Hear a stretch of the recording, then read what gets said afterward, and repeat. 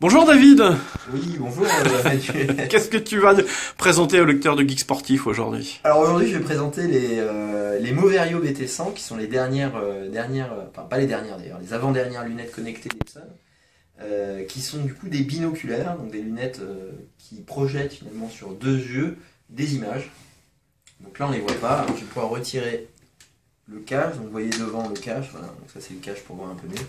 Donc là, vous voyez, il y a deux écrans qui projettent directement dans les yeux. Et ces écrans-là, en fait, c'est connecté à cette petite interface qui est un touchpad qui permet de naviguer du coup sur Internet, de voir des vidéos, d'écouter de la musique. Hein, vous voyez les petits écouteurs qui pendouillent sur le côté, naviguer sur Internet, de lancer des applications. Donc c'est pas aussi développé que les Google Glass au niveau de l'interface. D'accord. Par contre, au niveau de l'expérience utilisateur et au niveau de la qualité de l'image, on est bien au-dessus des lunettes, sachant qu'on peut faire, comme vous voyez ici, on peut sélectionner soit 2D, soit 3D sur la vidéo. On peut regarder potentiellement des films en vidéo, et plus on regarde loin, et plus la vidéo est importante. C'est quoi la différence avec des Oculus Rift? Alors au niveau des Oculus Rift, on est dans la réalité virtuelle.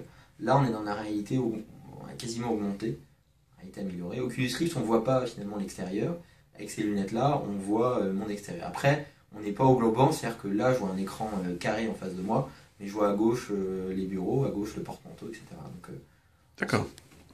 Ah, et c'est quoi ce cache que vous aviez là, sur le cache, c'est justement pour améliorer l'expérience? l'opacité. Ah, d'accord, ok. L'opacité. Donc si je mets ma main devant, l'écran est complètement clair, et si je mets sur une lumière, une forte source lumineuse, l'écran devient plus transparent, et donc on voit moins bien l'image. Ok. Donc c'est composé des lunettes, du cache et d'une sorte de télécommande alors. Exactement, et de cette grosse manette qui protège les lunettes. Voilà. D'accord. Donc qu'est-ce qu'on a comme fonction, enfin quand on chausse ces lunettes, il se passe quoi alors? Au niveau des fonctions, concrètement, on peut installer tout type d'application. Après, c'est une version d'Android qui est assez dépassée, c'est Android 2.2. D'accord. Donc on va faire énormément de choses. Après, nous, on travaille à développer une interface, enfin plutôt un OS qui soit plus développé. Voilà. Après, le bon côté de cette interface, c'est l'autonomie. Il y a 6 heures d'autonomie.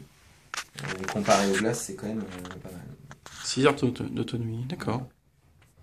Donc voilà sur ces lunettes. Le potentiel, c'est des lunettes assez englobantes, avec un écran de vision beaucoup plus important que sur les Google Glass.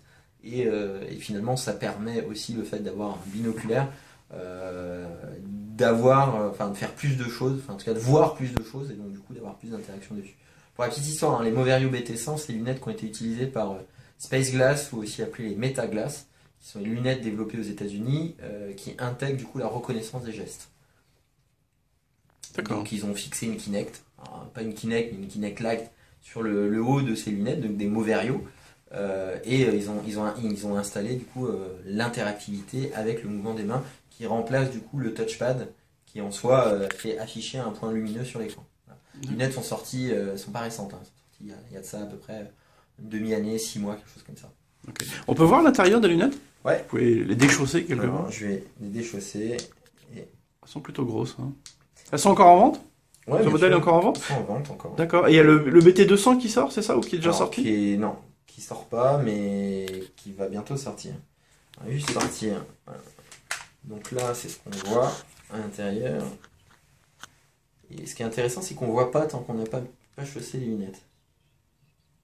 Voilà. Donc là, j'ai lancé un épisode de Game of Thrones. Je sais pas si vous voyez l'image. Un tout petit peu, ouais. Mais enfin bon, c'est normal aussi, c'est pas... Ouais. Donc voilà, mais il faut essayer après pour s'en rendre compte. Hein. D'accord. Ok. Bon, eh bien, lecteur du Geek Sportif, vous remercie.